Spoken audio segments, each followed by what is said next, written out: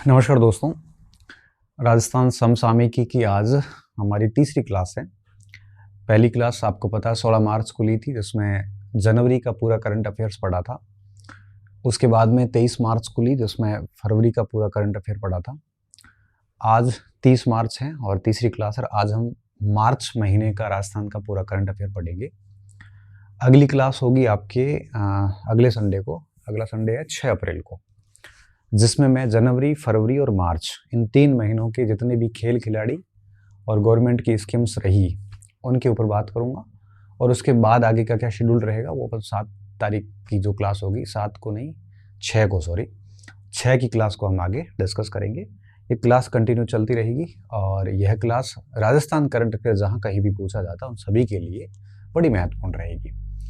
और कई स्टूडेंट कह रहे थे क्या सर यही क्लास पर्याप्त हैं, तो मैं तो यही कहूँगा कि करंट अफेयर में हम बहुत आश्वस्त होकर नहीं कह सकते कि यही पर्याप्त है, क्योंकि जैसे मैं कई बार ज्योग्राफी में कह देता हूँ, इकोनॉमिक्स में कह देता हूँ, हिस्ट्री में कह देता हूँ कि पर्याप्त है, क्योंकि वो एक सब्जेक्ट की लिमिट हमें पता होती है। करंट अफेयर बेशुमार है, असीमित है, तो पर्याप्त जैसा दावा करना यहाँ पे मूर्खता होगा। हाँ, मैं मेरी प्रयास पूरे कर रहा हूँ कि जो अहम घटनाएं हैं वो सारी कवर कर रहा हूँ, और साथ में आप भी अपने लेवल पर अखबार पढ़ते रहिए, कोई भी अखबार एक आधा, और मासिक द्वैमासिक कोई एक आधी पत्रिका भी साथ में पढ़ते रहोगे तो ज़्यादा बढ़िया रहेगा। और अगर इस पे ही भरोसा करके चलोगे तो भी मुझे लगता है नुकसान नहीं होना चाहिए। बाकी करंट अफेयर का मैं दावा नहीं करूँगा। मैं मेरी हिस्ट्री में दावा कर सकता हूँ, ज्योग्राफी में कर सकता हूँ, इकोनॉमिक्स में कर सकता हूँ, लेकिन समसामयिक में ऐसा कोई दावा नहीं करूँगा कि सारे प्रश्न इसमें सही आए। मेरी तरफ से प्रयासों में कमी नहीं रहेगी, ये तय बात। और आपकी तरफ से भी अगर प्रयासों में कमी नहीं रहेगी तो निश्चित तौर पे जो है वो आपके आप भी निराश नहीं होंगे, मैं भी निराश नहीं होऊंगा। बिना कोई समय ज़ाया किए बात को शुरू करते हैं। थार महोत्सव का ध्यान रखना कि ये बाड़मेर में होता है। कहाँ आयोजित होता है? बाड़मेर में होता है। और इस बार इसकी थीम रखी थी रंग रेगिस्तान के, और 11-12 मार्च 2025 को होना था, मगर आप कह सकते हो कुछ प्रशासनिक या आपसी खींचतान वगैरह इन कारणों से यह कार्यक्रम रद्द कर दिया गया। तो आप ये मत कहना सर जब कार्यक्रम रद्द हो गया है तो आपने हमको क्यों पढ़ाया। ये हम इसलिए पढ़ा रहे थे ताकि पूछ लेते हैं कई बार कि राजस्थान थार महोत्सव किस जिले में आयोजित किया जाता है, तो आपको पता चले कि बाड़मेर में किया जाता है। पर्यटन विभाग राजस्थान सरकार करती है ये, ठीक है। हर क्षेत्र के अपने महोत्सव है। शेखावटी महोत्सव सीकर में होता है, मरू महोत्सव जैसलमेर में होता है, आगे आपके जो कुर्जा महोत्सव है, सारस महोत्सव है, ऐसे हर प्रकार के महोत्सव होते हैं। ऊंट महोत्सव है। आप इनका ध्यान रखें जब भी राजस्थान की संस्कृति पढ़ते हैं तो, क्योंकि कई सारे महोत्सव राजस्थान के कई भागों में आयोजित किए जाते हैं। तो थार महोत्सव बाड़मेर में आयोजित होता है, लेकिन इस बार का कार्यक्रम रद्द कर दिया गया, जिसके पीछे कई सारे कारण हैं जिसके ऊपर मैं चर्चा नहीं करूंगा यहाँ पे। आगे दूसरी खबर है कुर्जा महोत्सव में, ठीक है, जो कि आपके कुर्जा खींचन गाँव आता है हमारे फलोदी के अंदर, जोधपुर में। तो यहाँ पे आपको पता है कि खींचन गांव के अंदर की कुर्जाएं बड़ी फेमस है। यहाँ पे बड़ी संख्या में कुर्जा पक्षी आता है। तो खींचन गांव कहाँ पड़ता है? फलोदी के अंदर। तो फलोदी के अंदर राजस्थान का पर्यटन विभाग और साथ में जिला प्रशासन जो है फलोदी, ये मिलकर ये कार्य करवाता है। तो यहाँ पर 17 मार्च 2025 को कुर्जा पक्षी है, और उसके एक प्रकार से उसको पर्यटन का रूप देने के उद्देश्य से, इस क्षेत्र को और विश्व मंचों पर लाने के उद्देश्य से फलोदी में कुर्जा महोत्सव है वो आयोजित किया गया। ये कुर्जा पक्षी की फोटो है और ये 17 मार्च फलोदी का है। बाकी इसमें कुछ भी याद रखने की आवश्यकता नहीं, केवल आपको सिर्फ इतना ध्यान रखना है कि कुर्जा महोत्सव खींचन में होता है, फलोदी के अंदर। तो फलोदी खींचन का जो क्षेत्र है ये कुर्जा महोत्सव का क्षेत्र है। बाकी तारीख इतनी महत्वपूर्ण नहीं है। हाँ, ये कई बार भूगोल में भी पूछते हैं कि कुर्जा पक्षी जो है वो राजस्थान के किस क्षेत्र में आते हैं, तो इसका थोड़ा सा आप ध्यान रखना। यही बात सूजस बुलेटिन के अंदर दी हुई थी और उसमें यही बातें लिखी हुई थी जो अभी मैंने वहाँ पे बोली। इसमें होता क्या क्या है कुर्जा महोत्सव के अंदर आपके ये एक बात और बताऊँ, ये पहली बार इसका आयोजन है, ये प्रथम बार आयोजन है। नए जिले बनने के बाद ये आयोजन पहली बार हुआ। इससे पहले कुर्जा महोत्सव का आयोजन नहीं हुआ, और राजस्थान सरकार ने ये पहली बार आयोजन करवाया है। तो निश्चित तौर पे ये प्रश्न हमारे लिए काफ़ी महत्वपूर्ण हो जाता है। इसमें लोक कलाकार अपनी प्रस्तुतियां देते हैं। इसके अलावा फलोदी के अंदर जो दुर्ग बना हुआ है उसको भी एक प्रकार से पहचान मिलती है। ऐसी मटका दौड़ जैसी कई प्रतियोगिताएं हुई इसमें, और भी बहुत सारे जो यहाँ के हस्तशिल्प वगैरह है वो हर मेले में जो भी उत्सव आयोजित होता है, जैसे थार हो, चाहे मरु उत्सव हो, चाहे कुर्जा हो, चाहे सारस हो, इन उत्सवों के पीछे 2-3 मेन इंटेंशंस होते हैं। पहला कि उस क्षेत्र को पर्यटन स्थल के रूप में विकसित करना, उस क्षेत्र की कला, संस्कृति, धरोहर को राज्य स्तर पे, राष्ट्रीय स्तर पे ले आना, ताकि वहाँ पर्यटक आए, ताकि वहाँ पे लोगों को रोजगार मिले, लोगों की इनकम बढ़े, जिससे क्या होता है कि राज्य की अर्थव्यवस्था भी बढ़ती है। और आपको पता है कि राजस्थान की अर्थव्यवस्था ने अभी $350 बिलियन का टारगेट लगा रखा है कि $350 बिलियन की राजस्थान की इकोनॉमी बनानी है। तो निश्चित तौर पे ये सारे के सारे कार्य करेंगे, तभी जाके राजस्थान आपके इस प्रकार की, इस आकार की इकोनॉमी बनाने में सफल होगा। तो ये आप ध्यान रखना कि ये कुर्जा महोत्सव जो है वो आपके फलोदी का महोत्सव है और पहली बार इसका आयोजन किया गया। उसके बाद में है राष्ट्रीय दिव्य कला मेला। दिव्य से है दिव्यांग, तो इसके अंदर आपको जो दिव्यांग व्यक्तित्व है, तो दिव्यांगों की जो कलाएं हैं, उन्होंने जो जो कुछ सृजित किया है उसी की प्रदर्शनी होती है इसमें, और इसमें कोई नहीं आ सकता। तो ये उदयपुर में आयोजित हुआ। कहाँ पे? उदयपुर के अंदर हुआ, और इसके अंदर 10 दिन का मेला लगा था। कितना? 10 दिवसीय मेला लगा था। और इसके अंदर आपके केंद्रीय सामाजिक न्याय एवं अधिकारिता मंत्री, क्योंकि दिव्यांग जो है वो इसी मिनिस्ट्री के अंडर में आते हैं, ने भाग लिया था। और साथ साथ में यहाँ पर आपके राजस्थान इंटरनेशनल ट्रेड एक्सपो, जिसे राइटेक्स 2025 कहा गया, तो इसका आयोजन भी इस समय है वो उदयपुर में इसके साथ साथ हुआ था।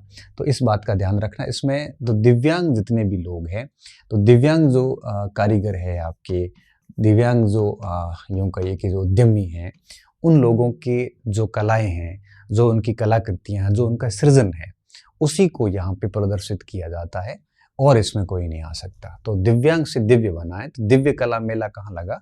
उदयपुर में लगा। 10 दिवसीय मेला था। इसके साथ में राइटेक्स 2025 का आयोजन किया गया। ये 3 बातें इसमें आपको मस्तिष्क में रखनी है। उदयपुर 10 दिवसीय और राइटेक्स 2025। इसमें दिव्यांग कलाकार जितने भी हैं, जो उद्यमी हैं, उनकी जो कला वस्तु हैं, उसी का इस मेले में प्रदर्शन किया गया। तो ये ठीक है, आगे इम्पोर्टेंट है। और ध्यान रखना 21 मार्च को लेकर शुरू हुआ था, और आज जब मैं रिकॉर्ड कर रहा हूँ 30 मार्च को ये खत्म हुआ। 30 मार्च को राजस्थान दिवस पर इसका है वो समापन हुआ था। आज ही हुआ है राजस्थान दिवस पर समापन, दिवस पर समापन हुआ। ठीक है, आगे बढ़ते हैं। शक्ति वंदन महोत्सव, ये जयपुर में आयोजित हुआ। यहाँ पे शक्ति से तात्पर्य सीधे तौर पे एक महिला शक्ति से लिया जाता है। अहिल्याबाई होलकर जो इंदौर के थे, और भारतीय इतिहास में अहिल्याबाई होलकर का एक बेहतरीन योगदान माना जाता है। तो इनकी प्रदर्शनी का उद्घाटन भी था, और साथ में शक्ति वंदन भारत के स्व का अभिनंदन नाम से महोत्सव आयोजित किया गया जयपुर के अंदर। इस कार्यक्रम में कैंसर हारेगा भारत जीतेगा तर्ज पर स्वच्छता योद्धाओं की बालिकाओं को निःशुल्क सर्वाइवल कैंसर का टीका लगाया गया। स्वास्थ्य से संबंधित ये बात थी। और सशक्त नारी समृद्ध समाज, ये इस पूरे कार्यक्रम की थीम थी। और ये अहिल्याबाई होलकर की 300वीं जयंती पर है वो आयोजित किया गया था ज्वार कला केंद्र जयपुर के अंदर। तो शक्ति वंदन महोत्सव जो है वो अहिल्याबाई होलकर, शक्ति से महिला शक्ति का है, और अहिल्याबाई होलकर की 300वीं जयंती पर ये आयोजित किया गया था। सशक्त नारी समृद्ध समाज, इसका है वो मेन थीम रखी गई थी। और ये सारी बातें इसमें भी, इसका CM लाइव प्रोग्राम का फोटो DIPR ने लिया था, जिसको हमने यहाँ पे ले लिया। इसमें हमने पहले भी बात की थी, जो 16 मार्च की क्लास हुई थी इसमें, कि राजस्थान में पहली बार आईफा अवार्ड सम्मान आयोजित हुआ। International Indian film academy award है ये, जिसमें 25 वर्षों के जश्न मनाने का समारोह, भारत में ये दूसरी बार हुआ है, हमारे राजस्थान में ये पहली बार हुआ। ठीक है, राजस्थान में इसका आयोजन पहली बार हुआ है, जयपुर के अंदर हुआ। और इसके अंदर आपके इससे पहले भारत में जो हुआ था वो मुंबई में हुआ था, दूसरी बार अभी जयपुर में हुआ। ये बहुत इंपॉर्टेंट पॉइंट है। और silver is the new gold, ये इसका एक प्रकार से थीम रही इसकी। Silver is the new gold, ये इसकी थीम रही। और ये फिल्म अवार्ड है और फिल्म प्रोत्साहन के लिए दिया जाता है। ठीक है, ये 25वें अवार्ड है। 24वें हुए थे अबू धाबी के अंदर, यहाँ पे हुए थे। तो इस बार है वो कहाँ पे हुए हैं? भारत में। भारत में भी राजस्थान में। ये बहुत इंपॉर्टेंट पॉइंट बन जाता है जब कोई अवार्ड जो है वो इंटरनेशनल लेवल के अवार्ड हो और राजस्थान में पहली बार और भारत में दूसरी बार हो रहा हो, तो हमारे लिए ये ज़्यादा महत्वपूर्ण हो जाता है। मैंने जनवरी की जो करंट पढ़ाई थी उसमें भी ये बात बताई थी और इसमें भी ये बात है यहाँ पे। गणगौर महोत्सव जयपुर में होता है और ये 31 मार्च से 1 अप्रैल, कल और परसों ये रहेगा। ठीक है, इसमें कुछ ज़्यादा नहीं था। राजस्थान में नए रोपवे बनेंगे। रोपवे क्या होते हैं? दो जैसे बड़ी पहाड़ियाँ, कोई ऐसी एक पहाड़ी है और एक ऐसी पहाड़ी है, इनके बीच में फिर ये क्या करते हैं, ऐसा उड़न खटोला लगा लेते हैं और इसके सहारे एक लिफ्ट लगा लेते हैं, एक इधर एक इधर। तो ये दोनों पहाड़ियों की दूरी है वो कुछ मिनट्स में कवर हो जाती है, इसे रोपवे कहते हैं। आपको पता होगा सुंदा माता मंदिर जो है आपके जालोर के अंदर, यहाँ पे रोपवे हैं, काफ़ी लंबा रोपवे है। और उदयपुर के अंदर करणी माता मंदिर जो है ऊपर, उस पे रोपवे बना हुआ है। अभी ये 5 रोपवे और बनाएंगे। ठीक है, आमेर फोर्ट से लेकर नाहरगढ़ फोर्ट के बीच में 6.5 किलोमीटर की दूरी है वो रास्ते। रोप का मतलब एक प्रकार से यूं कहिए कि रस्सी के सहारे पार करेंगे। इंद्रगढ़ से बीजासन माता बूंदी में बनेगा।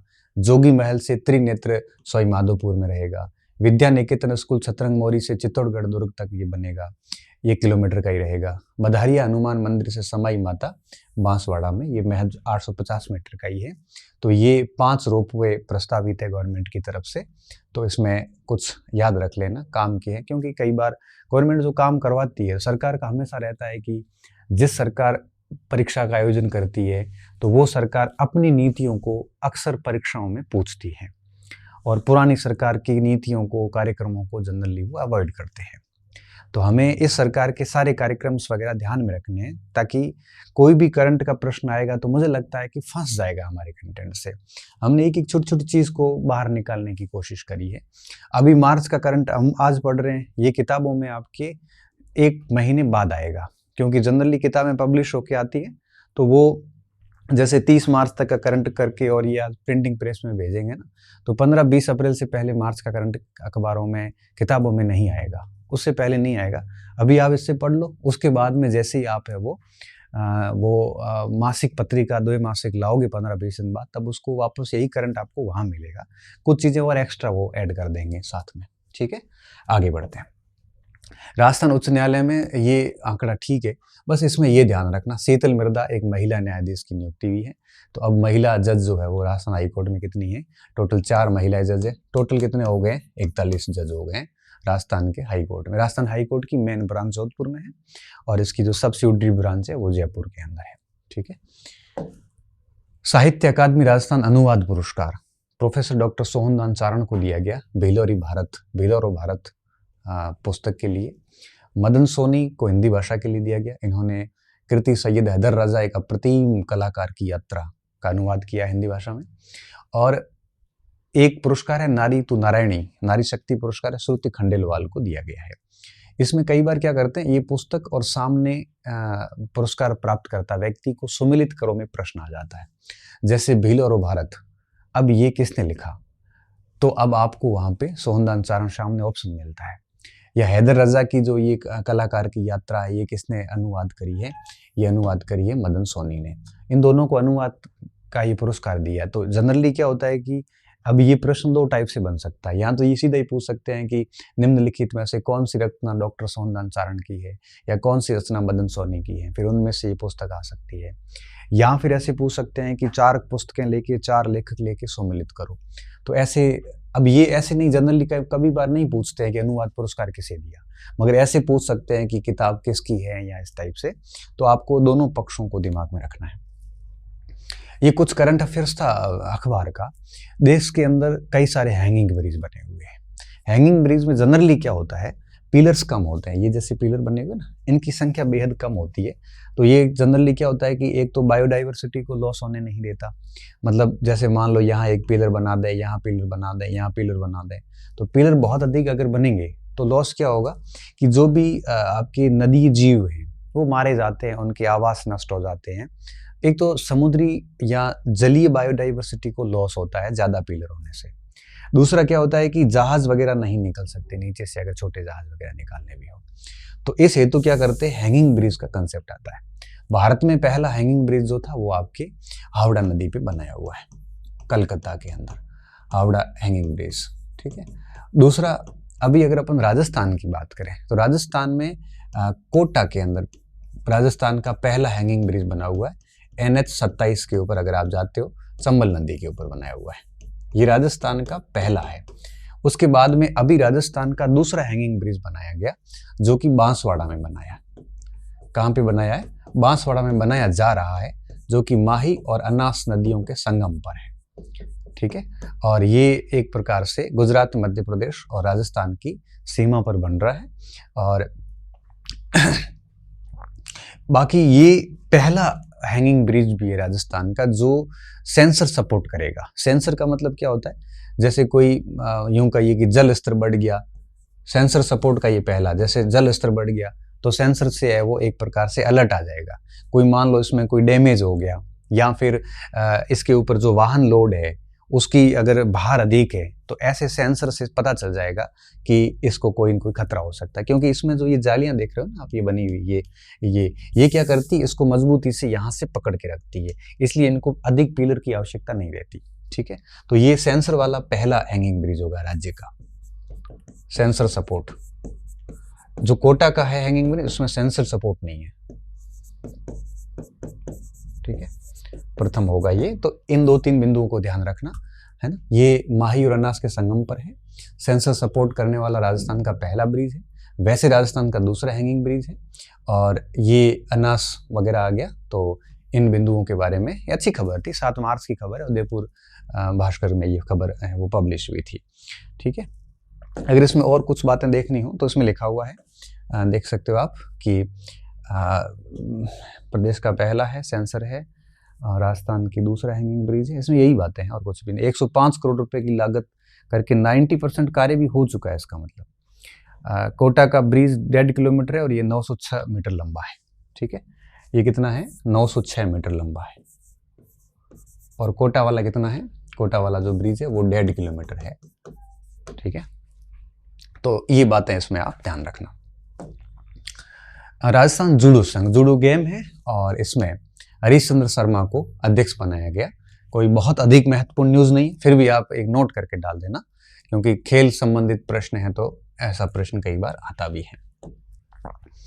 एशिया प्रशांत circular economy forum. Circular economy का मतलब क्या होता है? सर्कुलर इकोनॉमी आप उससे कह सकते हो जो आपके एक ऐसा समझिए कि जो सस्टेनेबल डेवलपमेंट पे काम करे।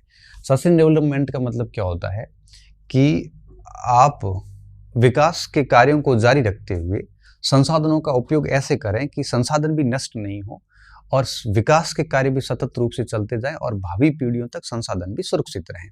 इसे हम सतत पोषणीय विकास भी कहते हैं, इसे विकास की पोषणीयता भी कहते हैं, इसे हम धारणीय विकास भी कहते हैं। क्योंकि आपको पता है कि जब भी इकोनॉमी ग्रो करती है तो निश्चित तौर पे बहुत सारी चीज़ें, नए उद्योग लगते हैं, मशीनरी लगती है। ये जितनी भी इकोनॉमी ग्रो करती है वो पर्यावरण को कहीं ना कहीं नुकसान पहुंचाती है। तो दुनिया भर में एक मुद्दा रहता है, पर्यावरण बनाम विकास। और दोनों चीज़ें जरूरी है, विकास भी जरूरी है और पर्यावरण भी जरूरी है। इन दोनों में बैलेंस बनाने का जो कंसेप्ट है वो सतत पोषणीय विकास कहलाता है। इस हेतु ये सारे फोरम आयोजित होते हैं। तो ये कहाँ हुआ? जयपुर में हुआ, 3 से 5 मार्च 2025 को हुआ। और ये सतत पोषणीय विकास और कार्बन तटस्थता के लिए सर्कुलर सोसाइटीज को आकार देने हेतु आयोजित किया गया। इसको थोड़ा देख लेना। डेजर्ट हंट 2025, डेजर्ट इसलिए नाम है कि ये जोधपुर में हुआ।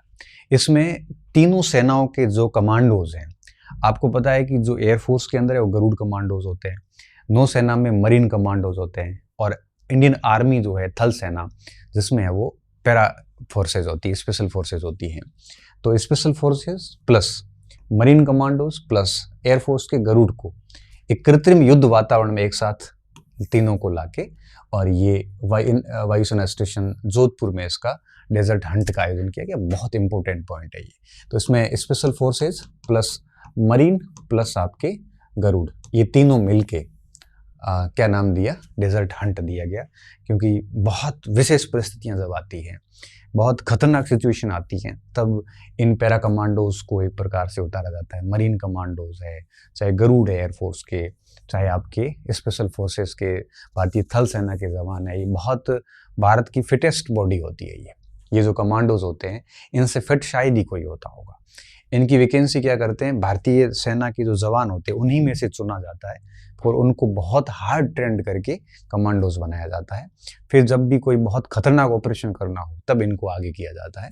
तो इनके लिए एक कृत्रिम युद्ध का वातावरण तैयार करके और जोधपुर एयरफोर्स स्टेशन जो है उसमें डेजर्ट हंट का आयोजन किया गया था। अभी 28 फरवरी को किया गया था।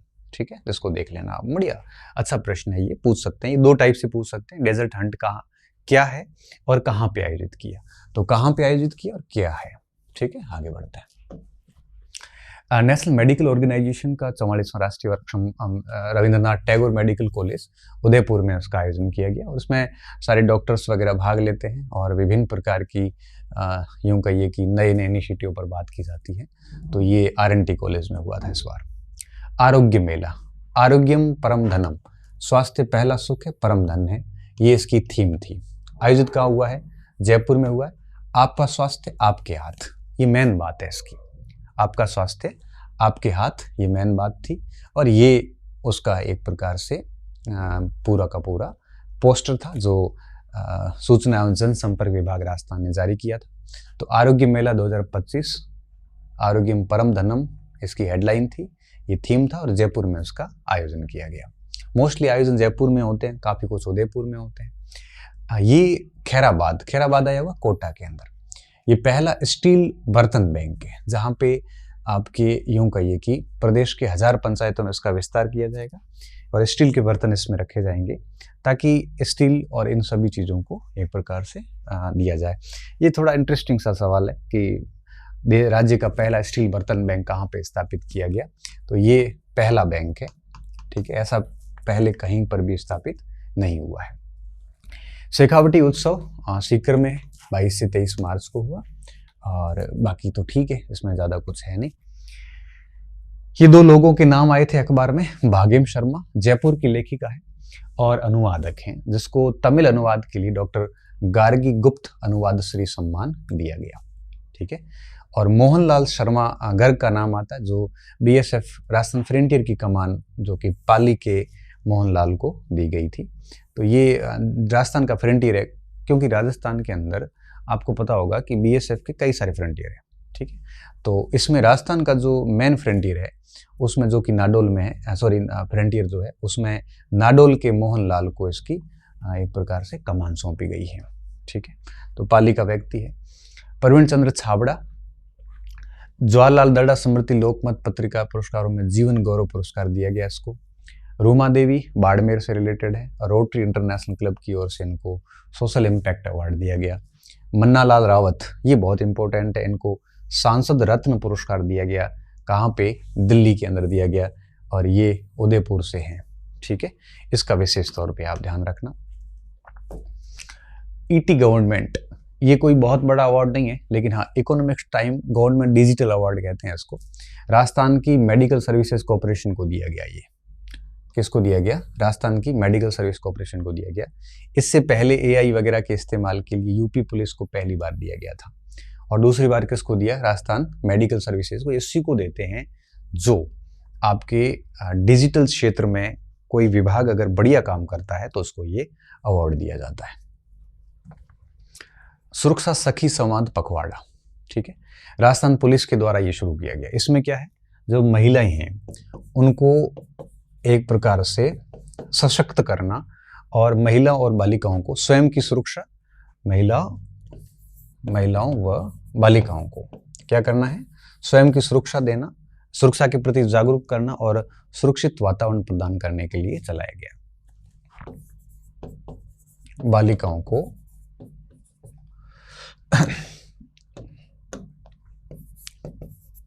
स्वयं की सुरक्षा, जागरूकता और क्या करना है, साथ में सुरक्षित वातावरण प्रदान करने हेतु।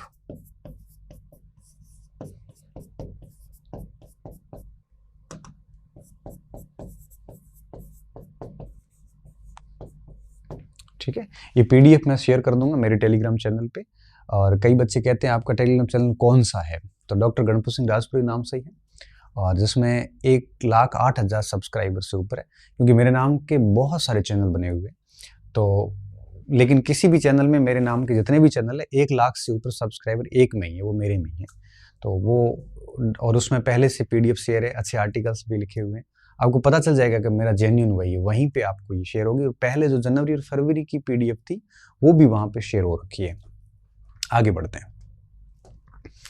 राजस्थान भाषा के लिए साहित्य अकादमी अनुवाद, ये सेम खबर रिपीट कर दी। सोनदान चारण को भिलारा भारत और गोपाल सिंह उदावल वयवंदन पुरस्कार, इनको राजेंद्र मोहन सम्मान दिया गया। और कहानी संग्रह थी उड़ान के अनुवाद।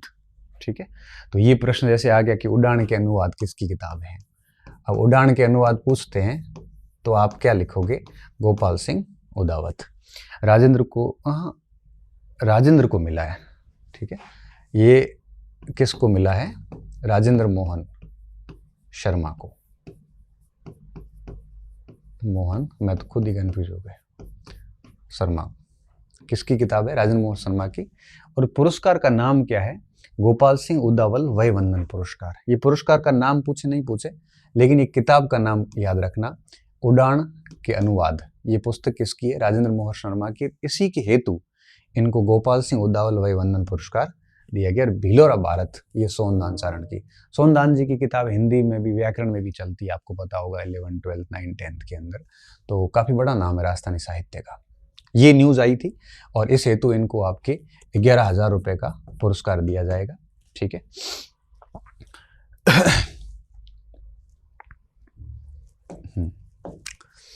देवी शंकर अवस्थी सम्मान, ये साहित्य अकादमी नई दिल्ली देता है, और यह सम्मान डॉक्टर दलपत सिंह राजपुरोहित को दिया गया अभी।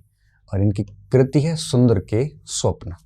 ठीक है, राष्ट्र शक्ति शिरोमणि सम्मान 2025 जो, ये कृतियां याद रखना आप। पुरस्कार कई बार भले याद ना हो, लेकिन पुस्तकों के नाम जरूर याद रखना, ताकि कई बार पुस्तकों को सम्मिलित करने में आ जाता है ये। ठीक है, ये डॉक्टर मीनाक्षी बोरान को दिया गया। ठीक है, ग्रेटर नोएडा में आयोजित किया गया, उसमें इसको दिया गया। डिजी1 फॉरेस्ट स्टैक, ये एप्लीकेशन है जो कि आपके फॉरेस्ट के बारे में जानकारी देता है। तो वन विभाग का ये एक ऐप है और कुछ भी नहीं है। तो ये एक ऐप है जो फॉरेस्ट डिपार्टमेंट के बारे में जानकारी देगा। भजनलाल शर्मा जी ने इसका शुभारंभ किया। एंजिला स्वामी बीकानेर से हैं और इन्होंने थाईलैंड की राजधानी है पटाया, वहां पे जो मिसेज यूनिवर्स आयोजित हुआ उसमें इन्होंने वो खिताब जीता है। तो ये एक बड़ी प्रतियोगिता है, इसका थोड़ा सा याद रखना। मिसेज यूनिवर्स में वो भाग लेती हैं जो विवाहित महिलाएं होती हैं। ठीक है, और उसमें इन्होंने मिसेज यूनिवर्स का खिताब है वो जीता है। इससे पहले भी इन्होंने आपके कई सारे खिताब जीत रखे हैं। जैसे एक खिताब की अगर मैं बात बताऊं तो उन्होंने ये एंजिला स्वामी ने मिसेज इंडिया आरा ग्लोबल खिताब भी जीता था। हालांकि आप मिस यूनिवर्स को ध्यान रखना, क्योंकि जो भारत में जीतता है उसी को आगे भेजा जाता है। ठीक है, राजस्थान दिवस महोत्सव रन फॉर फिट राजस्थान। ठीक है, इसमें क्या हुआ, इसके अंदर सबसे बड़ी बात क्या की गई, इन्होंने घोषणा की कि मिशन ओलंपिक के तहत 2028 में, ये पूरा याद रखना आप अच्छी तरीके से, 28 के तहत 50 प्रतिभाशाली खिलाड़ियों को विश्व स्तरीय प्रशिक्षण दिया जाएगा। और जयपुर में 20 करोड़ की लागत में एक सेंटर ऑफ एक्सीलेंस स्पोर्ट्स की स्थापना जो है वो की जाएगी। इसके साथ साथ अगर अपन और देखें तो यहाँ पर आपके सेंटर ऑफ स्पोर्ट एक्सीलेंस बनेगा जो कि 20 करोड़ की लागत का है। और इसके अलावा आपको मैं सजेशन दूंगा कि ये पॉइंट जो है ये पूरा अच्छी तरीके से आप तैयार कर लेना, ये बिंदु, क्योंकि इस बिंदु में आपको राजस्थान के खेल हस्तियों के बारे में लिखा हुआ। क्या लिखा हुआ देखो, लिखा है कि पेरिस ओलंपिक में अनंतजीत सिंह चौहान, माहेश्वरी चौहान निशानेबाजी में हिस्सा लिया। पैरा ओलंपिक में अवनी लेखरा ने स्वर्ण, सुंदर सिंह गुर्जर और मोना अग्रवाल ने कांस्य पदक जीतकर प्रदेश का गौरव बढ़ाया। तो ये जैसे मैं आपको इसको अगर अलग स्लाइड में लूं तो आपको इस न्यूज में क्या मिलता है, देखो इस न्यूज में लिखा है कि अनंतजीत सिंह और महेश्वरी चौहान ने निशानेबाजी में भाग लिया।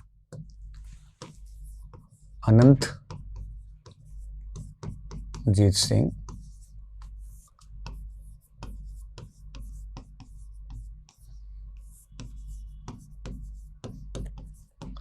ये दोनों निशानेबाजी।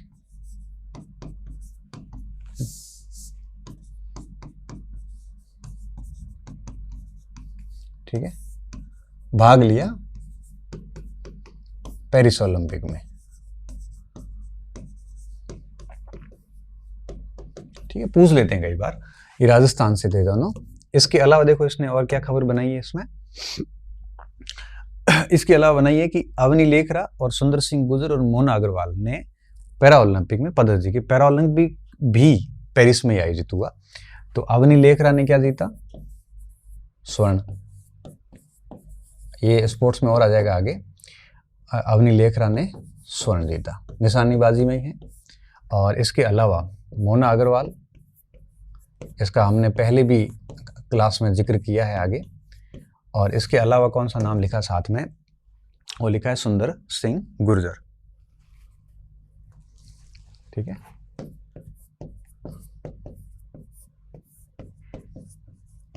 ये है भाला फेंक में, इन्होंने जीता, दोनों ने कांस्य। अब ये थे पैरा ओलंपिक। ठीक है, ओलंपिक में भाग लेने वाले। ये बात बड़ी महत्वपूर्ण थी इस पूरे पैराग्राफ में, जो मैंने सोचा आपको बता दूं, क्योंकि यहाँ से कोई न कोई प्रश्न बन सकता है कि राजस्थान के कौन से खिलाड़ियों ने ओलंपिक में भाग लिया, कौन से खिलाड़ियों ने पैरा ओलंपिक में भाग लिया। बस इसीलिए इस न्यूज़ को हमने ऐसा बनाया यहाँ पे। ठीक है, आगे देखते हैं। मुख्यमंत्री शिक्षित राजस्थान अभियान से राष्ट्रीय शिक्षा नीति को मिलेगी गति।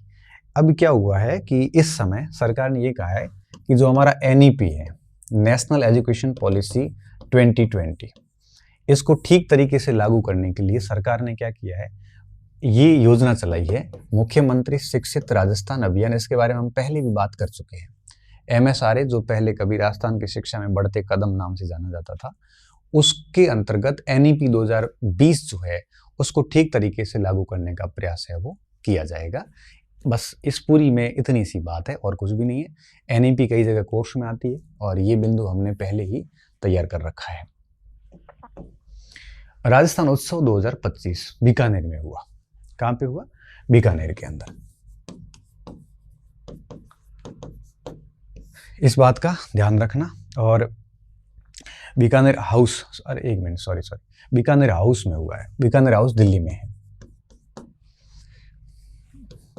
और ये 9 दिवसीय कार्यक्रम है और इसके अंदर आपके craft fair and food festival का आयोजन किया गया, जिसको अपन आगे समझने वाले हैं। और इसके साथ साथ आपके गिव अप अभियान हुआ, जिसमें आपको पता हो तो 15 लाख से अधिक अपात्र। मैंने आपको पिछली क्लास में बताया था कि जो सरकारी कर्मचारी है, इनकम टैक्स भरने वाले लोग हैं, साधन संपन्न लोग हैं, है ना, आंगनवाड़ी वाले भी लोग हैं, जिन्होंने गलत तरीके से खाद्यान्न योजना के फायदे ले रहे हैं, उनको कहा गया है कि भाई आप लोग जो है मार्च लास्ट तक, जिसकी डेट अब बढ़ा के 30 अप्रैल कर दी गई है, मार्च लास्ट तक आप अपना नाम हटा दीजिए, नहीं तो हम कार्रवाई करेंगे। तो इसके तहत 15 लाख लोगों ने गिव अप कर दिया। और अब इंटरेस्टिंग बात देखिए, जितने लोगों ने गिव अप किया उतने लोगों ने नए नाम भी लिखवाए। इसका मतलब क्या हुआ कि 15 जो जरूरतमंद नहीं थे, 15 लाख, वो तो बाहर हो गए और 15 लाख जरूरतमंदों के नाम उसमें शामिल हो गए। इसका मतलब ये हुआ कि अब योजना का जो फायदा है वो बहुत सही लोगों तक पहुंच पाएगा। ये गिव अप अभियान था और अभी भी चल रहा है। इसकी डेट आपको पता है बढ़ा दी है और अब इसकी डेट बढ़ा के 31 मार्च 2025 तक चलाया जा रहा था, तो 30 अप्रैल तक कर दी गई है। ठीक है, तो 30 अप्रैल तक ये सारी चीजें चलती रहेगी। तो डेट अब बढ़ गई है तो और गिव अप अभियान अभी भी चल रहा है। और भी कोई बचा हुआ है तो अपना नाम हटा देना, और जो रह गया है कोई बहुत जरूरतमंद व्यक्ति है तो उसको कहा गया आप अपना नाम जोड़ देना। इसका थोड़ा ध्यान रखना आप। ये काफी महत्वपूर्ण पॉइंट है यहाँ पे कि राज्य स्तरीय अंत्योदय कल्याण समारोह। ठीक है, ये आगे भी ये खबर आएगी। अंत्योदय का क्या मतलब होता है? अंत्योदय का मतलब होता है जो एक अंतिम व्यक्ति है। अंतिम व्यक्ति का मतलब बहुत गरीब और वंचित व्यक्ति, उस व्यक्ति के कल्याण की बात की गई है। अंत्योदय कल्याण समारोह। ठीक है, अब इसके अंदर हुआ क्या है? इस समारोह के अंदर कई सारी बातें की गई। जैसे मैं आपको बताऊं यहाँ पे, इसमें एक एक पॉइंट में बताता हूँ। इसमें आपके ये हुआ कहाँ पे, पहली बात तो एक भरतपुर में हुआ। अब भरतपुर के अंदर आपको पता है कि डांग विकास कार्यक्रम पहले से चल रहा है। यहाँ पे डांग, मगरा और मेवात क्षेत्रीय विकास, इनको 300 करोड़ रुपए, 100 करोड़ रुपए तीनों को दिए गए। ये आपको पता होगा यहाँ पे, ये डांग, मेवात और मगरा, आपको भूगोल में पढ़ा होगा आपने किस किस को कहते हैं ये क्षेत्रीय विकास कार्यक्रम। तीनों को 100 करोड़ रुपए दिए गए। कार्यक्रम में क्या किया है, 100/3 मतलब 300 करोड़ रुपए इनके विकास के लिए आवंटित किए गए। क्योंकि भरतपुर, धौलपुर ये चंबल वाले क्षेत्र डांग है, मेवात अलवर का एरिया है, ठीक है, मगरा ये पूरा पहाड़ी क्षेत्र नीचे वाला। तो एक तो इसमें ये काम किया गया। इसके अलावा अगर इसमें आप और देखोगे तो कई सारे श्रमिकों को 100 करोड़ रुपए की राशि ट्रांसफर की गई। मतलब इसमें साफ है कि जो लोग आपके अंत्योदय हैं, बहुत गरीब लोग हैं, उनके कल्याण के लिए जो भी हमने योजनाएं बना रखी है, तो उन योजनाओं के तहत जो फायदे हैं वो आपके इस समारोह के अंदर उन लोगों तक पहुंचाए गए। इसमें 92,000 श्रमिकों को 100 करोड़ रुपए की राशि दी गई, 20,000 पट्टों का वितरण किया गया। ये सारे कौन है, ये सारे अंत्योदय हैं। तो इनके कल्याण के लिए सम्मेलन भरतपुर में आयोजित किया गया था। और भी ये खबरें हैं, छोटी छोटी बातें, जिसको आप आगे भी पढ़ सकते हो, मैंने इसमें आपके लिख रखा है। इसके साथ साथ इस कार्यक्रम में आपके समान अवसर नीति भी जारी की गई। समान अवसर नीति 2025 भी जारी की गई। ठीक है, आगे बढ़ते हैं। हमारा संकल्प गरीबी मुक्त राजस्थान, ये इसी समारोह के अंदर अंत्योदय कल्याण समारोह में ये हुआ। इसमें भरतपुर में आयोजित हुआ, मैंने आपको पहले ही बता दिया। इसमें एक योजना शुरू की गई, पंडित दीनदयाल उपाध्याय गरीबी मुक्त गांव योजना, जिसके माध्यम से पहले चरण में 5,000 गांवों को, बीपीएल परिवारों को गरीबी रेखा से ऊपर लाया जाएगा और इसके हेतु 300 करोड़ रुपए खर्च किए जाएंगे। ये इसमें इसकी घोषणा हुई है। तो इसमें क्या क्या और किया गया, आप है ना इसी को आगे कंटिन्यू बढ़ा देना। पंडित दीनदयाल उपाध्याय, मैं थोड़ा जल्दबाजी में लिख रहा हूं क्योंकि जमा के लिखूंगा तो समय खराब होगा। उपाध्याय एक आत्म मानववादी थे, संघ की विचारधारा के व्यक्ति थे। गरीबी मुक्त गांव योजना, क्या किया जाएगा इसमें आपके देखो दो चीजें होगी। इसके तहत 5,000 गांव, कितने, 5,000 गांवों में जो भी बीपीएल परिवारों को गरीबी रेखा से ऊपर लाया जाएगा। बीपीएल को above the poverty line APL बनाया जाएगा। ठीक है, और इस हेतु कितने रुपए, 300 करोड़ का फंड जारी किया इन्होंने। ये योजना यहीं पर हुई है आपके, इसका विशेष तौर पे आप ध्यान रखना। इसके अलावा इसमें कुछ भी नहीं था। और इसमें एक बिंदु और भी जुड़ा हुआ, वो है प्रधानमंत्री मातृ वंदन योजना, जिसमें गर्भवती महिलाओं को जो पहले 5,000 रुपए दिए जाते थे, उनकी राशि अब 6,500 रुपए कर दी है। और बुजुर्ग, विधवाओं, एकल नारियों, दिव्यांग व्यक्तियों, उनको 1,250 रुपए आपके प्रति माह पेंशन देने की व्यवस्था की गई है। ठीक है, तो ये योजना भी इसमें शामिल है, जिसको हम अगली स्लाइड में लिख लेते हैं। अगर आप इसको नहीं लिख पाओ तो मैं आपको इसमें बता देता हूँ। ये बड़ी महत्वपूर्ण योजना है, कई बार पूछ भी लेते हैं ऐसे।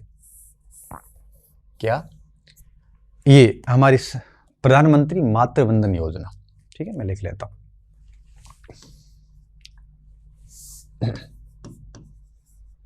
प्रधानमंत्री मातृ वंदन योजना।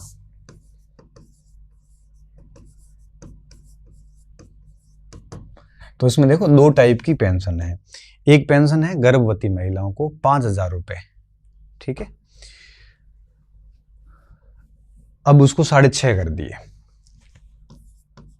एक मुश्त है ये किसके लिए? गर्भवती महिलाओं के लिए।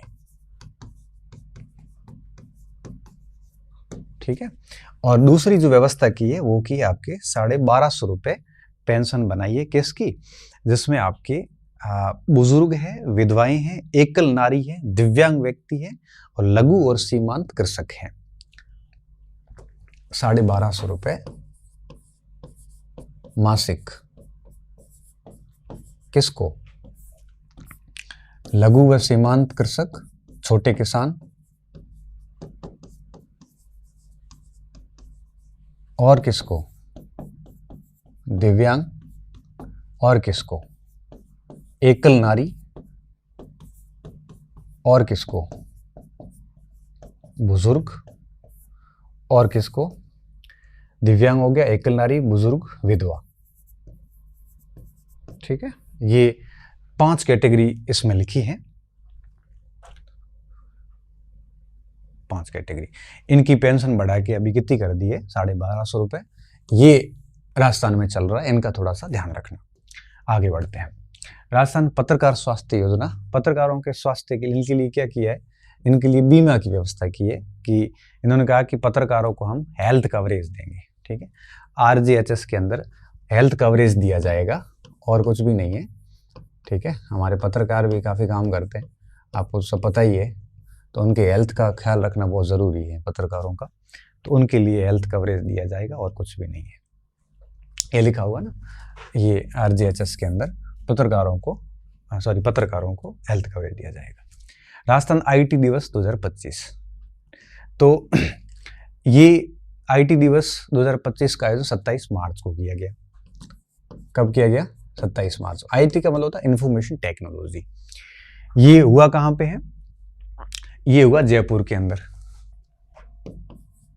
और आपको पता है कि IT दिवस नाम आ गया तो इसमें IT से संबंधित सारे कार्य किए जाएंगे, नवाचारों को प्रोत्साहित किया जाएगा। और अगर आप साथ साथ देखोगे इसमें, तो फिर आप इसमें पाओगे कि जितने भी प्रौद्योगिकी है, उद्यमिता है, इन सारों के लिए इसमें काम किए गए हैं। ठीक है, ये है दूसरा क्राफ्ट एंड फूड बाजार, जो थोड़ी देर पहले आई थी न्यूज़, तो उसमें कुछ भी नहीं है। राजस्थान दिवस के उपलक्ष्य में आयोजित कार्यक्रम की श्रृंखला में पर्यटन विभाग राजस्थान आजीविका विकास परिषद आजीविका के तत्वाधान में शिल्प ग्राम में ये बाजार आगाज हुआ। ठीक है, तो क्राफ्ट एंड फूड बाजार आयोजित हुआ, जिसमें कोई विशेष बात नहीं है। IT दिवस का ध्यान रखना थोड़ा। किसानों की मेहनत से देश में खाद्य सुरक्षा सुनिश्चित करेंगे। भजनलाल शर्मा ने बीकानेर में किसान सम्मेलन आयोजित किया है। कहाँ पे? बीकानेर के अंदर। और इन्होंने जो किसान सम्मान निधि थी उसकी राशि 9,000 रुपये अब कर दी। ये बात मैंने पहले आपको एक क्लास में बता रखी है। मुख्यमंत्री मंगला पशु बीमा योजना जो है, उसके तहत 20 लाख से अधिक पशुओं के पंजीकरण, निःशुल्क आरोग्य योजना के तहत निःशुल्क औषधियाँ, टीके वगैरह उपलब्ध करवाने का काम किया गया है। और बांसवाड़ा में 20 करोड़ की लागत से सेंटर ऑफ एक्सीलेंस फॉर मेज और ग्राम राजस्थान एग्रीटेक मीट का आयोजन किया गया। ये इतनी बातें थी जो इसमें विशेष थी, जो मैंने अलग से यहाँ पे लिख ली है। राजस्थान दिवस के आयोजन पर दिवस के अवसर पर बहुत सारे आयोजन किए जाएंगे, जिसमें 25 मार्च को बाड़मेर के अंदर महिला सम्मेलन हुआ, 26 मार्च को किसान सम्मेलन, 27 मार्च को गरीब और अंत्योदय कार्यक्रम भरतपुर, जो थोड़ी देर पहले हमने पढ़ा, 28 मार्च को सुशासन समारोह और 31 मार्च को निवेश उत्सव। ये सारे कार्यक्रम आयोजित किए गए। मतलब हर वर्ग को टारगेट किया गया है राजस्थान दिवस के अवसर पर। और इसमें क्या क्या है, ये सारे पॉइंट्स उसमें कवर किए गए हैं। ठीक है, तो 25 से लेकर 31 मार्च तक प्रदेश भर में सभी वर्गों को कुछ न कुछ मिले, इस हेतु इन्होंने ये कार्यक्रम आयोजित किए गए। और इसमें देखो, मैं कुछ पढ़ के बताता हूँ। 25 मार्च को जो बाड़मेर में किया गया, उसमें मातृवंदन के लिए किया गया, महिलाओं के लिए, जिसमें कालीबाई भील स्कूटी वितरण योजना के तहत स्कूटियाँ बांटी गई और महिलाओं के लिए बहुत सारी घोषणाएं इसमें की गई। तो ऐसे करते करते 31 तारीख तक ये सारे वर्गों को कवर किया गया। तो इसको थोड़ा सा आप एक बार देख लेना। हालांकि पूछने के चांसेस कम होते हैं, ऐसे इतना नहीं पूछते किस तारीख को कौन सा सम्मेलन हुआ, मगर यूं मुझे लगता है कि ऐसे सम्मिलित करों में आ सकता है कि महिला सम्मेलन किसान सम्मेलन, गरीब अंत्योदय कार्यक्रम सम्मेलन, सुशासन समारोह, युवा रोजगार उत्सव कौन से जिले में आयोजित हुए। तो ये जो जिले के नाम हैं इनको थोड़ा सा आप ध्यान रखना, क्रम भली मत याद हो, जिलों के नाम आपको देखो ऐसे याद कर सकते हो। निवेश उत्सव, इन्वेस्टमेंट जयपुर में ही होगा क्योंकि सारा कुछ जयपुर में ही पड़ा है, वहां पे सारे अपैरल पार्क वगैरह सारे, ऐसे याद कर लो। महिला सम्मान बाड़मेर में हो गया, जहाँ पे महिलाओं की स्थिति एजुकेशन इतनी अच्छी नहीं है तो उसके लिए वहाँ पे हो गया। बीकानेर में किसानों का कर लिया। इस तरह से आप थोड़ा सा एक दूसरे से एडजस्ट करके याद कर सकते हो। दिल्ली बीकानेर हाउस में 9 दिवसीय उत्सव, इस पे हमने पहले से बात कर ली है तो मैं इसको डिलीट कर देता हूँ। उसके बाद में है लोकतंत्र के सेनानियों का सम्मान विधेयक 2025। ये बहुत महत्वपूर्ण है।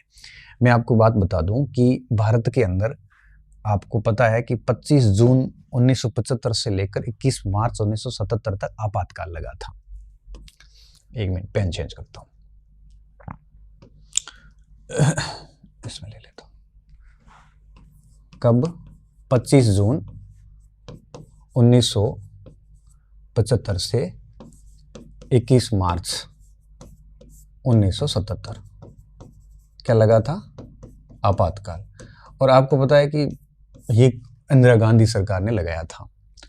तो इस आपातकाल के दौरान कई सारे विपक्षी पार्टी के लोगों को जेलों में डाला था, अत्याचार हुए थे और कई सारे लोग हैं वो मारे गए थे। अभी सरकार जो है वो बीजेपी की गवर्नमेंट है और बीजेपी गवर्नमेंट डेफिनेटली उन लोगों का सम्मान करेगी जो इस आपातकाल के दौरान मारे गए थे या प्रताड़ित हुए थे। तो उन लोगों को बीजेपी ने क्या नाम दिया है? लोकतंत्र के सेनानी। क्या नाम दिया है? लोकतंत्र के सेनानी। मतलब लोकतंत्र को बचाने के लिए इन लोगों ने प्रयास किए थे, सेना के रूप में प्रयास किए थे और इन सेनानियों का सम्मान किया जाना बहुत ज्यादा जरूरी है, ऐसा ये मानते हैं। और इस हेतु विधेयक लाया गया और इसमें 1144 लोकतंत्र सेनानियों और उसके आश्रितों को 20,000 रुपए पेंशन की व्यवस्था की गई है। कितने माने हैं? 1144 सेनानी माने हैं और इनको 20,000 रुपए पेंशन राशि की व्यवस्था की गई है। ठीक है।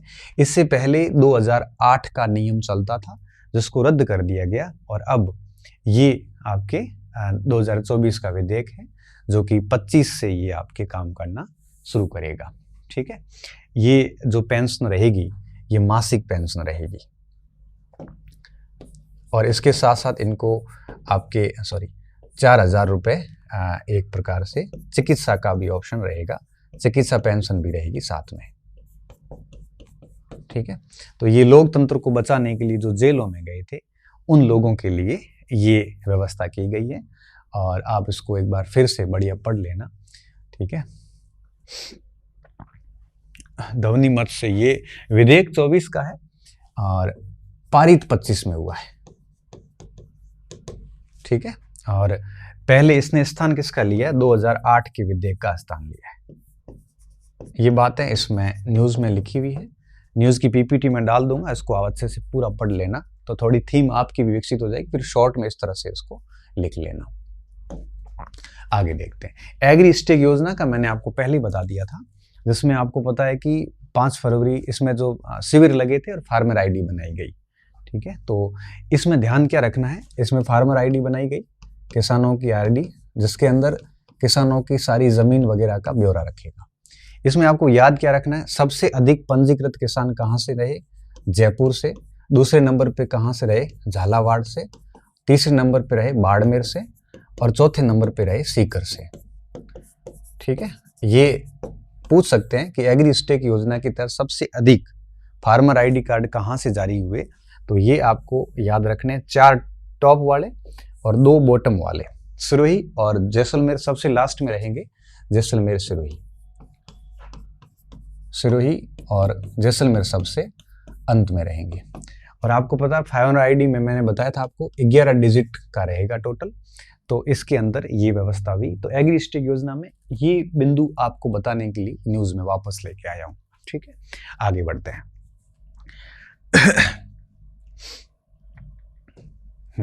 राजस्थान मंडपम, मंडपम का मतलब क्या होता है कि वैश्विक रूप से आप है वो ऐसे सांस्कृतिक कार्यक्रम करवाओ, व्यापारिक कार्यक्रम करवाओ कि राजस्थान जो है वो टूरिस्ट का हब बन सके। ठीक है, तो राजस्थान को एक प्रकार से टूरिज्म हब बनाने के लिए किया गया। तो मंडपम में क्या है, टूरिज्म हब बनाना। ठीक है, और इसमें करना क्या है, इसमें आपके कई सारे प्रोग्राम करने, व्यापारिक और सांस्कृतिक कार्यक्रम। जैसे राइजिंग राजस्थान है तो ये व्यापारिक कार्यक्रम है, विभिन्न प्रकार के फेस्ट आयोजित हो रहे हैं, मरु है, कुरुजा है, ये सारे सांस्कृतिक कार्यक्रम हैं। तो ऐसे करना, इन सबको राजस्थान मंडपम में शामिल किया गया है। व्यापारिक कार्यक्रम और साथ में सांस्कृतिक कार्यक्रम, ये सब होगा तभी राजस्थान की जो 350 बिलियन डॉलर की इकोनॉमी है वो तैयार हो पाएगी। ठीक है, ये बात इन्होंने यहाँ पे लिखी हुई है। ठीक है, ये राजस्थान मंडपम है जो कि कॉन्फ्रेंस टूरिज्म को बढ़ावा देगा। आगे बढ़ते हैं। बस इसमें इतना ही था। राजस्थान सरकार गेहूं के समर्थन मूल्य पर 150 रुपए अतिरिक्त बोनस दे रही है। तो राजस्थान कृषक समर्थन योजना के तहत 2275 रुपए प्रति क्विंटल मिल रहे हैं और 125 रुपए सरकार एक्स्ट्रा देगी। इस पूरे में इतना ही महत्वपूर्ण है, राजस्थान कृषक समर्थन योजना। तो इसमें क्या हो रहा है, 2275 रुपए पर क्विंटल, ठीक है, दे रही है सरकार, प्लस 125 रुपए अब अतिरिक्त दिए जाएंगे किस पर, गेहूं पर। ठीक है, तो ये कृषक समर्थन योजना में कई बार पूछ लेते हैं कि इस समर्थन योजना में गेहूं के लिए कितने रुपए अतिरिक्त दिए जाने की बात की गई है। 125 रुपए अतिरिक्त दिए जाने का प्रावधान किया गया है। और बाकी कईयों के और भी हैं, लेकिन ये ज्यादा महत्वपूर्ण था। बाकी गिव अप वाला ऑप्शन है इसमें, वो सारी बातें सेम है जो पहले से ही रिपीट हो रही है। इसमें एक बिंदु मैं आपको बताना चाह रहा था, पहले राजीव गांधी एक्सीलेंस अवार्ड योजना चलती थी जिसमें बच्चों को जो 10th 12th के जो टॉपर होते थे उनको विदेशों में भेजा जाता था और उनकी फीस सरकार पे करती थी। अब उसका नाम बदल के इन्होंने क्या कर दिया, स्वामी विवेकानंद स्कॉलरशिप कर दिया है। ठीक है, तो राजीव गांधी योजना थी जो पहले, वो नाम अब हटा दिया है और अब उसकी जगह पे क्या कर दिया है, स्वामी विवेकानंद। ठीक है, स्वामी विवेकानंद योजना स्कॉलरशिप फॉर एक्सीलेंस अवार्ड है, जिसमें आपके 100 करोड़ रुपए की छात्रवृत्तियां कितने 285 विद्यार्थियों को दी जाएगी विदेशों में पढ़ने के लिए। तो ये पोर्शन है आपके, इसको आप थोड़ा सा पढ़ लेना अच्छे से कि देश विदेश में अध्ययन के लिए 285 विद्यार्थियों को 100 करोड़ रुपए की छात्रवृत्ति Swami Vivekananda scholarship for academic excellence योजना के तहत दी जाएगी। ठीक है, तो ये आपको ध्यान रखना है और इसमें और कुछ भी नहीं था। बाकी स्कूटी वितरण में रीट की परीक्षा का आयोजन ज्यादा कुछ नहीं है, बस ये पॉइंट ध्यान रखना क्योंकि पहले इसका नाम राजीव गांधी एक्सीलेंस अवार्ड था, अब इसका नाम स्वामी विवेकानंद एक्सीलेंस अवार्ड। बीच में विवाद भी हुआ था, विवाद ये हुआ था कि कुछ बच्चे बाहर पढ़ रहे हैं और गवर्नमेंट ने उनकी स्कॉलरशिप भेजने से मना कर दिया कि ये लोग बहुत अपर क्लास लोग हैं जो इसका मिसयूज कर रहे हैं। फिर इसके ऊपर काफी विवाद छिड़ा और फिर इसका नाम बदल के ये कर दिया गया और अभी इन्होंने उसके पैसे जारी कर दिए। ठीक है, आगे बढ़ते हैं। जल जीवन मिशन। ठीक है, ये जल जीवन मिशन का मतलब है प्रत्येक गांव और ढाणी तक नल पहुंचाना। जल तो उसमें आएगा कि नहीं आएगा पता नहीं, लेकिन इनका टारगेट ये है कि प्रत्येक गांव ढाणी तक पेयजल पहुंचाना। ठीक है, जल जीवन, प्रत्येक गांव ढाणी तक पेयजल की सुविधा करना। ठीक है, और साथ में अमृत 2.0, अमृत 2.0 में जो नगर निकाय हैं उनके लिए आपके पेयजल की व्यवस्था करना, ये इसकी मेन थीम है इस पूरे की। तो जल जीवन मिशन का थोड़ा दिमाग में रखना कि घर घर पानी पहुंचाने की योजना है ये। और पहले इसकी रैंक बड़ी खराब थी। अब सरकार कह रही है कि हम इसकी रैंक है वो सुधारेंगे, क्योंकि ये गवर्नमेंट ऑफ इंडिया की योजना है और राजस्थान की स्थिति पहले बहुत अधिक खराब थी। राइजिंग राजस्थान, ये आपको पता है कि मैंने आपको इसका पहले भी बता दिया। इसमें 35 लाख करोड़ के एमओयू हुए। एमओयू का मतलब होता है memorandum of understanding. Memorandum of understanding, इसमें क्या होता है, दो पक्षों के बीच में एक समझौता होता है। जैसे अंबानी ने कह दिया कि भाई मैं राजस्थान में 1000 करोड़ का इन्वेस्टमेंट करूंगा, इस सेक्टर में करूंगा, तो राजस्थान गवर्नमेंट और रिलायंस के बीच में या जो भी उनका फर्म है उसके बीच में एमओयू हो गया, इसे हम एमओयू कहते हैं। अब एमओयू हुए हैं 35 लाख करोड़ के। अब खास बात यह है कि इसमें से 2.25 लाख करोड़ के एमओयू का इम्प्लीमेंटेशन भी हो गया है। ये बहुत बड़ी बात है, क्योंकि कई बार होता यूं है कि एमओयू हो जाते हैं लेकिन धरातल पे फिर वो लोग इन्वेस्टमेंट करते नहीं है। क्यों नहीं करते? क्योंकि इन्वेस्टमेंट का सही माहौल उनको नहीं मिलता। बहुत सारी ईज ऑफ डूइंग बिजनेस अगर नहीं होती है तो वो इन्वेस्टमेंट नहीं करते।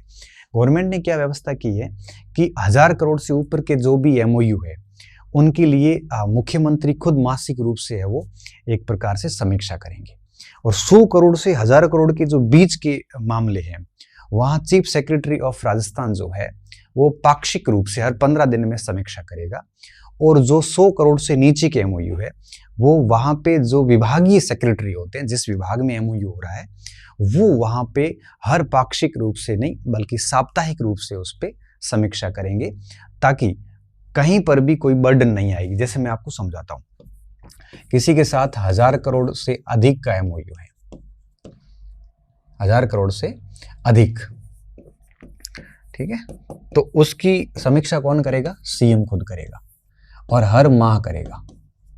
अगर एमओयू 100 से 1000 करोड़ के बीच का है, ठीक है, तो समीक्षा कौन करेगा? चीफ सेक्रेटरी करेगा और पाक्षिक रूप से करेगा, हर 15 दिन में करेगा, ठीक है। और अगर एमओयू बिलो 100 करोड़ से नीचे का है तो फिर यहाँ पे जो विभाग का सेक्रेटरी है वो करेगा और ये साप्ताहिक करेगा, ठीक है।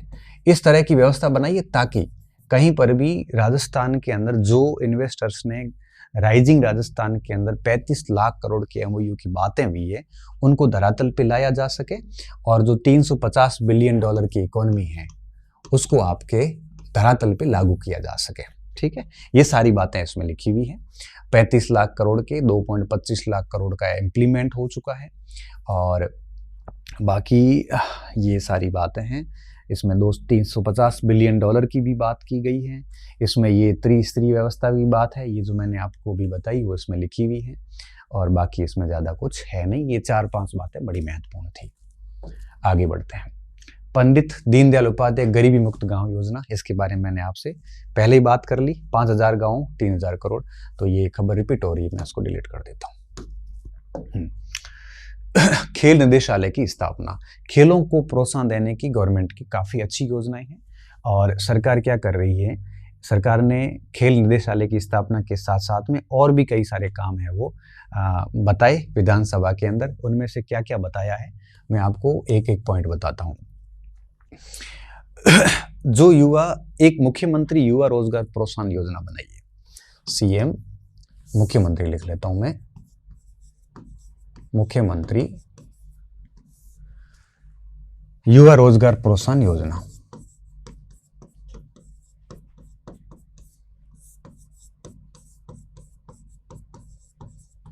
क्लास थोड़ी बड़ी हो रही है लेकिन चीज़ों को समझाना ज़रूरी है। पिछली बार क्लास में बच्चों के सजेशन थे कि थोड़ा सा सर डिटेल से समझाया जाए हमें, ताकि हमें आसानी से याद हो जाए। अब इसमें क्या है कि जो संगठित क्षेत्र में कोई युवा पहली बार नौकरी करने जा रहा है और उनको प्रोत्साहन देने की दृष्टि से 50,000 रुपए तक मासिक वेतन प्राप्त करने वाले नव नियुक्त युवाओं को एक बार ये 10,000 रुपए सहायता देना, 10,000 सहायता राशि, ठीक है, ताकि वो पहली बार नौकरी करने वाला व्यक्ति को कहीं पर भी दिक्कत नहीं आए। एक तो ये किया है। दूसरा, इन्होंने खेल निदेशालय की स्थापना की है, ठीक है, स्पोर्ट डायरेक्टरेट की स्थापना की, ताकि स्पोर्ट्स से संबंधित जो कोई दिक्कतें आएगी तो ये निदेशालय जयपुर में ही होगा।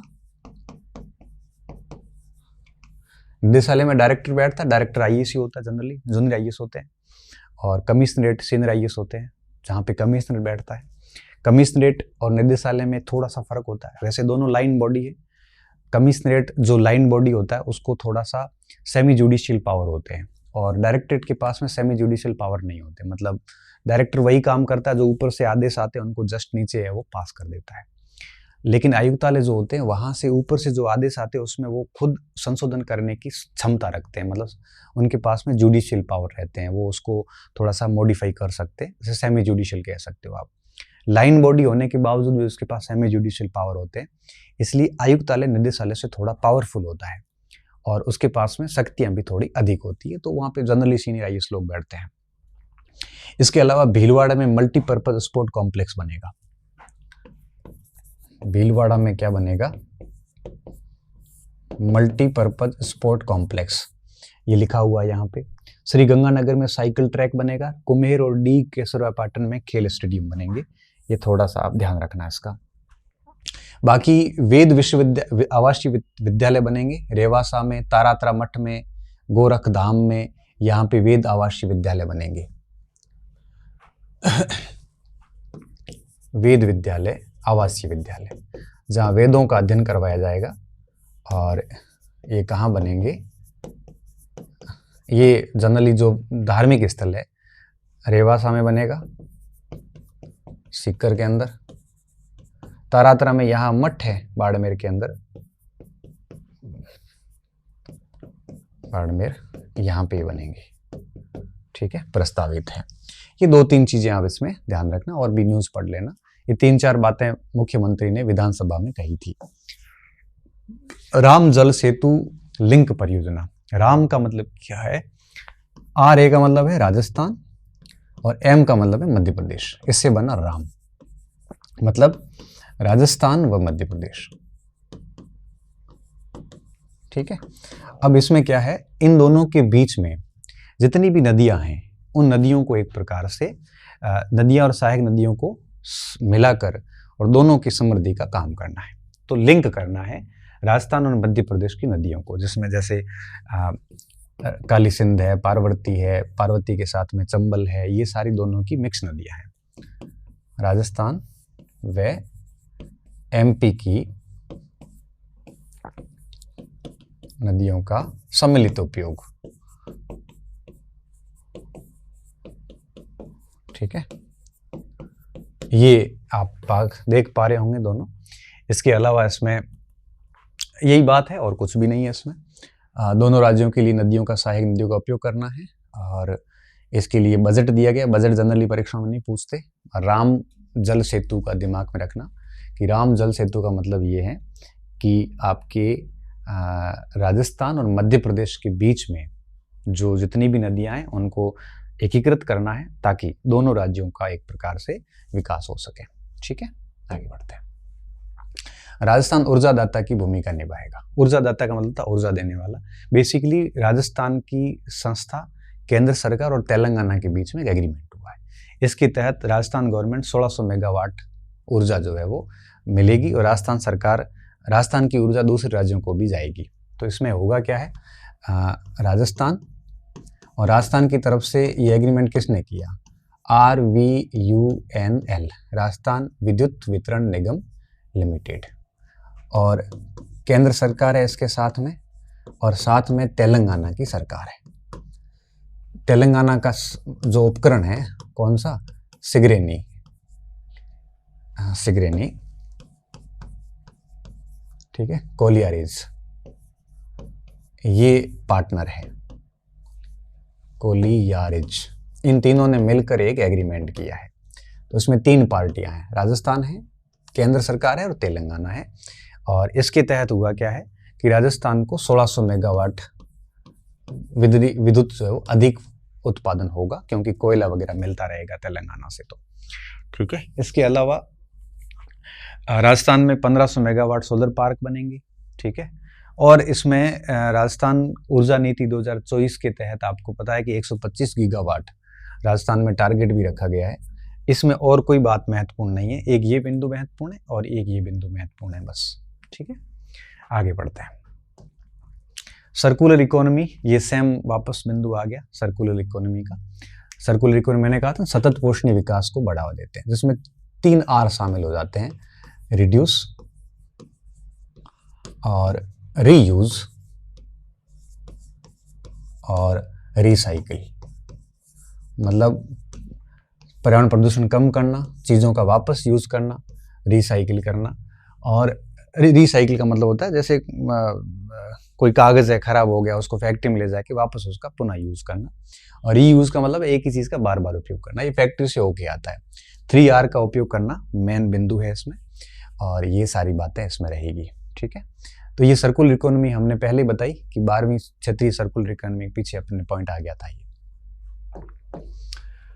ये कोई विशेष बातें नहीं है। मुख्यमंत्री भजनलाल शर्मा ने उत्तरी भारत का पहला विप्रो हाइड्रोलिक प्लांट स्थापित किया। पहला कृत्रिम गर्भाधान प्लांट बस्ती में स्थापित हुआ है। भारत सरकार राष्ट्रीय डेयरी विकास बोर्ड के सहयोग से लगाया जाएगा। और agriculture technology development society Ghaziabad के द्वारा young scientist award Tansukh Barupal को दिया गया। ठीक है, आर नारायण सोनी जोधपुर के हैं, जिनको पाणी मित्र पुरस्कार दिया गया। मास्टर चैतन्य सक्सेना को जीव दया पुरस्कार दिया गया। आशा पांडे को ओम शांति साहित्य गौरव दिया गया। और हेम्योपैथिक पुरोधा सम्मान रावत चौधरी को दिया गया। ये कई बार ऐसे छोटे छोटे सम्मान आरपीएससी पूछ लेती है, इनका कोई भरोसा नहीं है। ठीक है, पहली बार ऐसा हुआ कि स्वास्थ्य विज्ञान विश्वविद्यालय में नॉन मेडिकल का व्यक्ति जो है वो आपके प्रमोद येवले कुलपति बन गए। ठीक है, ये बहुत बड़ी बात है। मेडिकल वालों में नॉन मेडिकल के व्यक्ति आ गए।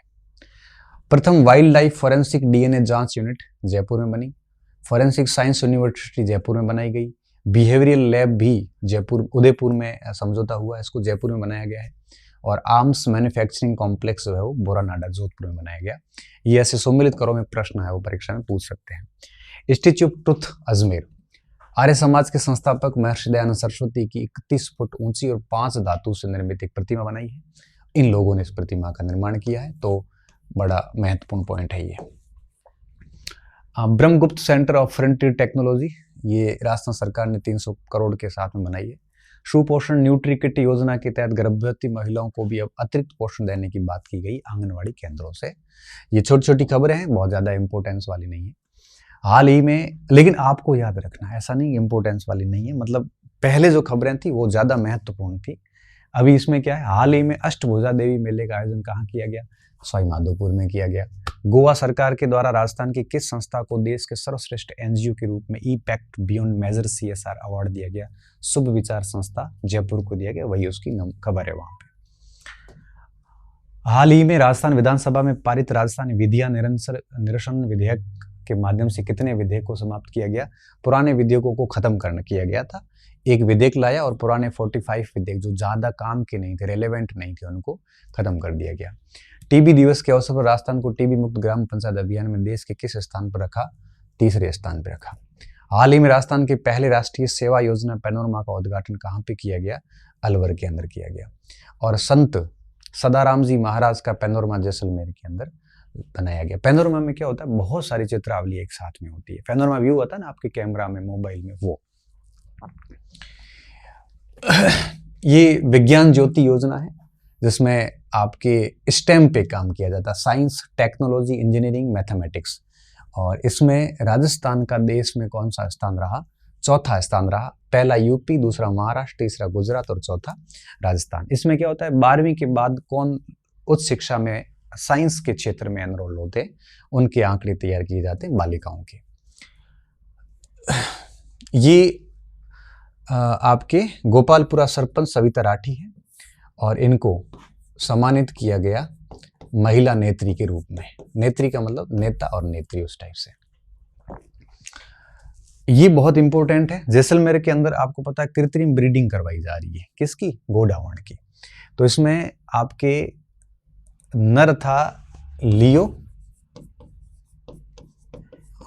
ये नर था, और मादा है आपकी रीवा। इन दोनों की कृत्रिम गर्भाधान करवाया और आपके गोडावण पैदा किया गया, नन्हे गोडावण को जन्म दिया। ये अपने आप के पहला ऐसा प्रयास है जैसलमेर में किया गया। ये सम के अंदर हुआ। कहाँ पे हुआ? जैसलमेर में, सम में। गोडावण की संख्या निरंतर घटती जा रही है। पीछे भी हमने बात करी थी गोडावण के बारे में और राष्ट्रीय पक्षी के बारे में, राज्य पक्षी के बारे में। तो गोडावण की स्थिति ये है कि इसकी संख्या कंटिन्यू कम हो रही है। तो फिर क्या किया कि इसकी ब्रीडिंग सेंटर बनाए, कृत्रिम रूप से इनमें जनन करवाया गया और एक सफल नन्हा गोडावण पैदा किया गया।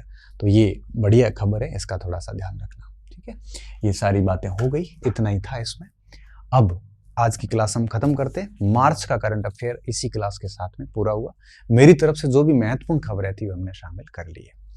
अब नेक्स्ट क्लास होगी अगले संडे को 6 अप्रैल को, जिसमें हम स्पोर्ट्स और स्किम्स दोनों को कवर करेंगे, जनवरी, फरवरी और मार्च की। ठीक है, उम्मीद करता हूँ आपको ये क्लास इंटरेस्टिंग लगी होगी। और भी कोई अच्छा सुझाव हो तो आप डेफिनेटली मैसेज बॉक्स में डाल सकते हैं, हम उस पर काम करेंगे।